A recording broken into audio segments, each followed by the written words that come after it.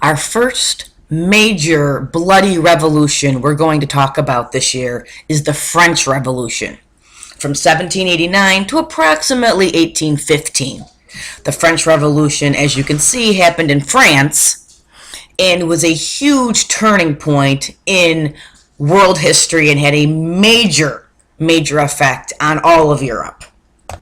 There are many causes to the French Revolution. One of the most important was the American Revolution and England's Glorious Revolution. All right, as you remember, the Glorious Revolution was a non-violent revolution where the people of England fought and limited the power of the king and queen. And of course, the American Revolution, the American colonists fought against the British king and the British Empire and won, and we got our independence. The French people were very affected by both of these revolutions, and they wanted the same rights and freedoms, liberties that these other countries had fought for and had won. One of the main causes of the French Revolution was King Louis XVI.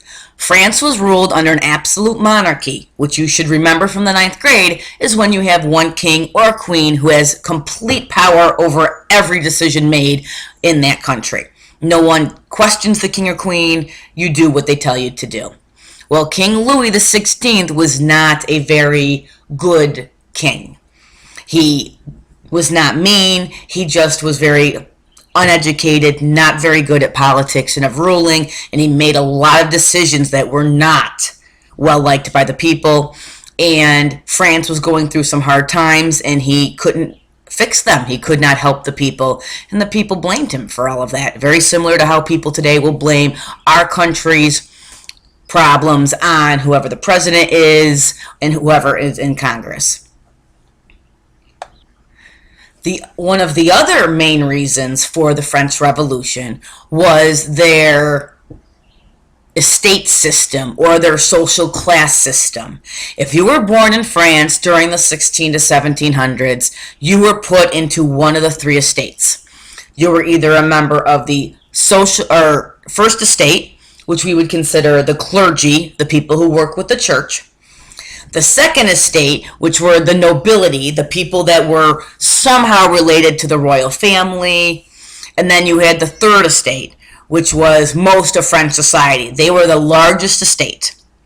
And they made up the bourgeoisie, which was the middle class, the educated people, the writers, the shopkeepers, the tax collectors, the lawyers, things of that nature, and then poor city workers just trying to make ends meet. And of course, the largest group was the rural peasants or the farmers, the very poor farmers. And the system was not equal. All right, the first and second estate paid no taxes and had all of the rights, while the third estate had to pay all of the taxes and was the poorest estate because of this. Whenever the king raised taxes, they were the ones who had to pay. And that was very difficult for them in their life because they were already poor to begin with. You can see from this slide that the cartoon on the right is a very popular cartoon we see on the Regents. And you see this poor slave man with shackles on his hands and his arms. And he is being ridden by a clergyman and a nobleman and another church person, clergyman, another, church official. And they're whipping him and he's bleeding because they don't have to pay the taxes. They don't have to work hard. So the poor, what we would call the third estate, the poor peasant, has to carry the clergyman and nobility to everywhere because they're not held responsible or accountable for anything.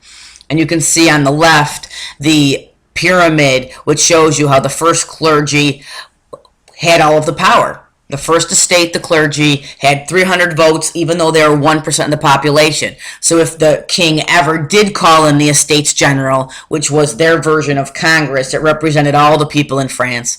If they ever were called in to help make that decision with the king, that basically the third estate could never win. Because if you noticed, all right, the first estate had 1% of the population had 300 votes. The second estate had so many votes. And then the third estate 97% of the population had not very many votes at all, and the king could always override those votes anyway. So the whole system was very, very unfair. Another cause for the French Revolution was the economic injustices. And basically, people didn't have any money. And we all know we do not like it when people mess with our cash. And due to the bad economy, due to King Louis's very bad decision making with wars and with how to spend the tax money, the government did not have a lot of money, and they kept taxing, and the third estate didn't have any more to give. And due to the taxes, many of them were also going hungry. And you'll hear me say throughout the year, hungry people are angry people. And once you get hungry enough, you can get very, very angry. And you can see here on the bottom how we have land ownership and population, and the third estate paid all the government taxes, not the first or second estate. And the third estate was the largest population. So things definitely were not fair if you were a member of the third estate. We talked about people going hungry. The average French family spent lots of money on bread. If you were in France growing up during this time period, you ate bread at every meal, and I'm talking like half of a loaf of bread at every meal. Bread was your lifeblood. That's what kept you alive. You can see here on the chart, in 1787, 50% of the income was spent on bread. That's a lot of groceries. All right. Now, 1 year later, because of the rise in the price of flour, bread's prices rose up, and now people were spending 80% of their income on bread. And bread equals life. Bread equals food. So if you could not afford food, your kids were going to die, you were going to get sick and die, you were going to starve to death. So no one likes to spend their money, but in this case, they had no choice because bread equaled life. Finally, the fourth and final big reason for the French Revolution was the influence of the Enlightenment. Now, we talked about the Enlightenment earlier this year.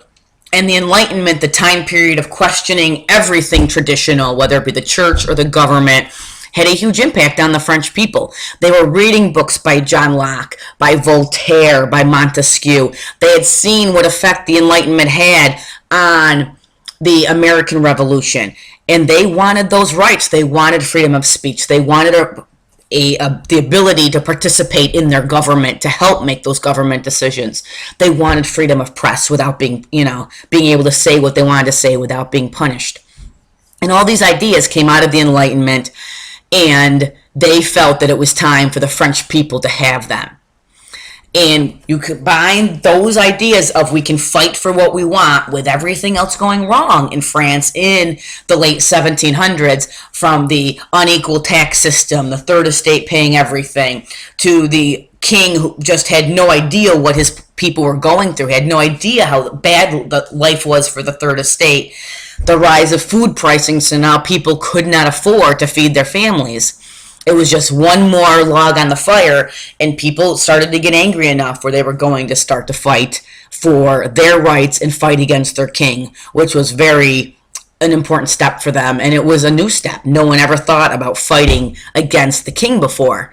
That France has been ruled by a king for hundreds and hundreds of years. No one ever thought, maybe it's time for us to not have a king. Maybe it's time we try this thing called democracy. So it was a huge turning point throughout France, and you're going to see it's going to resonate all throughout Europe and the world once the French people are able to achieve their goals. But a lot of them are going to suffer along the way.